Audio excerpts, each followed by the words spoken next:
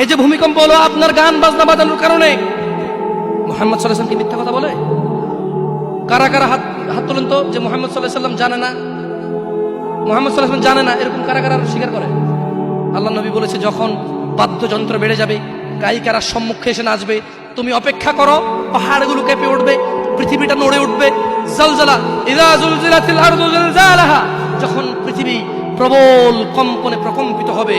ওয়া খরাজাতিল আরদু আসকালাহা, যখন এই মাটি তার ভিতরে যা আছে একদম লাথি মেরে বের করে দেবে, লাশ হোক আর যাই হোক, মাটি বলবে যে বের হও, বের হও আমার থেকে, বের হও, আমি তোর আর কাউকে রাখবো না। وقال الانسان, মানুষ বলবে মালাহা মালাহা, পৃথিবীটা কি হলো, এই মাটির কি হলো, কেন সে কবরগুলো লাশগুলো বের করে দিচ্ছে, কেন সে স্বর্ণ মতি হীরা মানিক্য বের করে দিচ্ছে, মালাহা, এর কি হলো, কেন পাহাড় নড়ে উঠছে, কেন পাহাড় ভেঙে চূর্ণ বিচূর্ণ হয়ে যাচ্ছে।